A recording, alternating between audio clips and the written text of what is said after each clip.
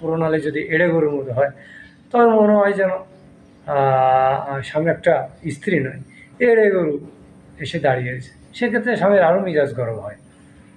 এবার মনে করে সেই স্ত্রী যদি কিছু কিছু স্ত্রী আছে হাঁটা চলা করে, তবে মেয়েদের হাঁটার একটা কায়দা সৌন্দর্য হচ্ছে খুব একটা ভালো জিনিস, কিন্তু কিছু কিছু মেয়েরা হস্তিনী, যারা হাঁটতে গেলে মনে হয় জঙ্গল থেকে এই মনে হয় জলহস্তি কাদা সেনে উপরে উঠে এসেছে। আর কিছু কিছু মেয়েরা হাসি দেয়, এদের গালের এই কালো মাস্টগুলো দেখা যায়। তা হাসি দেখে বেশিরভাগ স্বামীরা কিন্তু যদি হাসি সুন্দর হয় সেক্ষেত্রে হৃদয়টা কোমল হয়ে যায়। রাগ থাকলে হাসি দেখে স্বামীর মনটা ভালো হয়ে যায়। কিন্তু কিছু কিছু মেয়ে আছে হাসি দেখলে মনে হয় ওইখানে দাঁতের পরে বা দাঁতের মাস্টের পরে পিছে এসে হেগে থিয়ে গেছে, স্বামীর আরও রাগান্বিত হয়। আর অনেক ক্ষেত্রে হয় কি যে চোয়াল, কিছু কিছু নারীদের চোয়াল দেখলে মনে হয় হিরোশিমার এয়ারপোর্টের মতো। হ্যাঁ, চেহারা ভালো না, চোখ ভালো না, দেখতে ভালো না, কিন্তু চোয়াল দেখে অনেক ক্ষেত্রে স্বামীরা রাগান্বিত হয়। মনে হয় এই চোয়ালের উপরে এই 2 মিনিট আগে আমার মনে হয় একটা প্লেন এসে চোয়ালের উপরে চলে গেছে।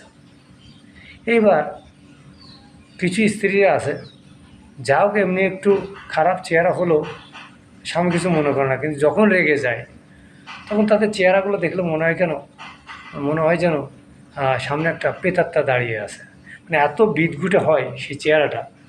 এখন আপনারাই বলেন, এই সমস্ত এগুলো স্বামীদের ক্ষেত্রে হতে পারে।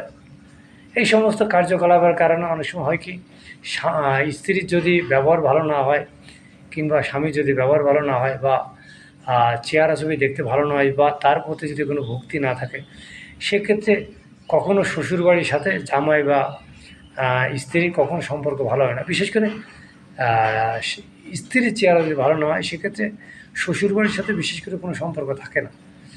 অনেক ক্ষেত্রে ঠেকাই পড়ে যদি শ্বশুরবাড়ি থেকে কন্যা দিয়ে দেয় কোনো পাত্রের হাতে, সেক্ষেত্রে শ্বশুর হয়তো বা শাশুড়ি হয়তো সেই জামাইকে পছন্দ করে না, সেক্ষেত্রে সারা জীবনে তার দ্বিধাদ্বন্দ্ব থেকে যায়। আরেকটা বিষয় হচ্ছে ঠেকাই পড়ে বিয়ে করা। এই সমস্ত বিয়ে করার চাইতে না করাই ভালো। তার কারণ বিয়েটা কোনো একদিনের জন্য নয়, তাই সারা জীবনের ইনকাম যাকে খাওয়াবেন, সারা জীবন যে ব্যক্তি আপনার পাশে থাকবে, যাদের সাথে আত্মীয়তা করবেন, তারা কতটুকু আপনার প্রতি সহানুভূতিশীল সেটার দিকে একটু খেয়াল রাখবেন। এগুলো যদি আপনি খেয়াল রাখেন তাহলে ওই বিয়ে করা আর ঘোড়ার ঘাস কাটা সমান কথা।